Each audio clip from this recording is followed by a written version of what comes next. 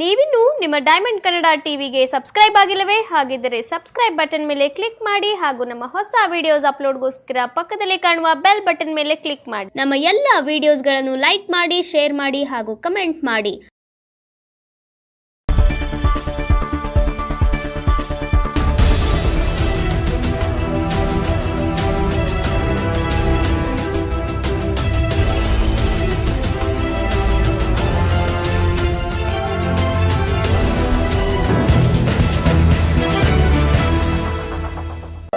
ಮಂಡ್ಯ ನಗರದ ಬೆಂಗಳೂರು ಮೈಸೂರು ಮುಖ್ಯ ರಸ್ತೆಯಲ್ಲಿರುವ ಕಲ್ಲಳ್ಳಿಯಲ್ಲಿ ನೂತನವಾಗಿ ಇವಿ ಎಲೆಕ್ಟ್ರಾನಿಕ್ ಶೋರೂಮ್ ಉದ್ಘಾಟನೆಯನ್ನು ಮಂಡ್ಯ ವಿಧಾನಸಭಾ ಕ್ಷೇತ್ರದ ಜನಪ್ರಿಯ ಶಾಸಕರಾದಂಥ ಪಿ ರವಿಕುಮಾರ್ ಗಣಿಗರ್ ಅವರು ಉದ್ಘಾಟಿಸಿದರು.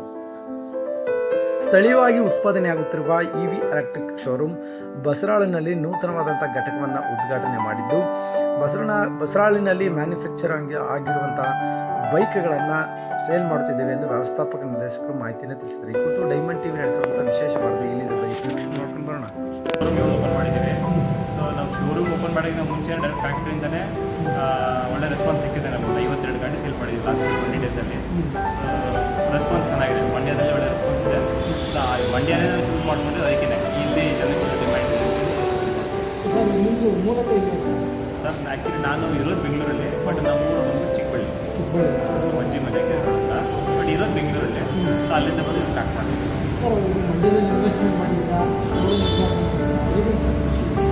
ತುಂಬ ಖುಷಿ ಇದೆ ಸರ್, ತುಂಬ ಊರಲ್ಲಿ ಮಾಡಿದ್ದೀವಿ, ತುಂಬ ಖುಷಿ ಇದೆ. ಅದೇ ಥರ ರೆಸ್ಪಾನ್ಸ್ ಸಿಗ್ತಾ ಇದೆ, ಖುಷಿ ಇದೆ.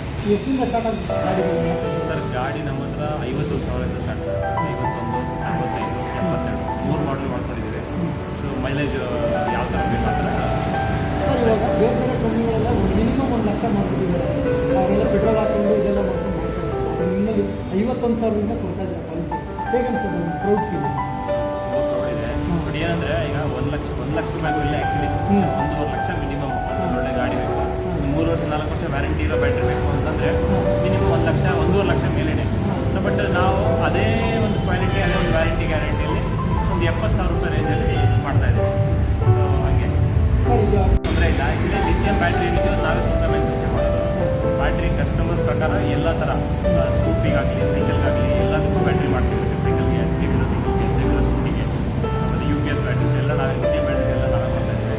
ಸೊ ಬ್ಯಾಟ್ರಿ ಅನ್ನೋ ಒಂದು ಇಶ್ಯೂ ಇಲ್ಲ. ಈಗ EV ವೆಹಿಕಲ್ ಅಂದರೆ ಮೇನ್ ಪ್ರಾಬ್ಲಮ್ ಇರೋದೇ ಬ್ಯಾಟ್ರಿ ಅಂದರೆ ಅದು ಕಾಸ್ಟ್ಲಿ, ವ್ಯಾರಂಟಿಗೆ ತೊಂದರೆ ಆಗುತ್ತೆ ಅಂತ. ಬಟ್ ನಮ್ಮಲ್ಲಿ ಆ ಪ್ರಾಬ್ಲಮ್ ಇಲ್ಲ. ಯಾಕಂದರೆ ನಾವೇ ಮ್ಯಾನುಫ್ಯಾಕ್ಚರರು, ನಾವೇ ಡೈರೆಕ್ಟಾಗಿ ಗಾಡಿನ ಬ್ಯಾಟ್ರಿನ ಸೇವ್ ಮಾಡ್ತೀವಿ. ಸ್ಪೇರ್ಸು ಅಷ್ಟೇ ನಾವೇ ಗಾಡಿ ಕುಂಟ ಮಾಡ್ತಾ ಇರೋದ್ರಿಂದ ಸ್ಪೇರ್ಗೆ ಅದರಲ್ಲಿ ತೊಂದರೆ ಇಲ್ಲ, ಆರಾಮಾಗಿ ಸಿಗುತ್ತೆ. ಸರ್ ಈಗ ಫ್ರಾಂಚೈಸ್ಗಳು ಬೇಕು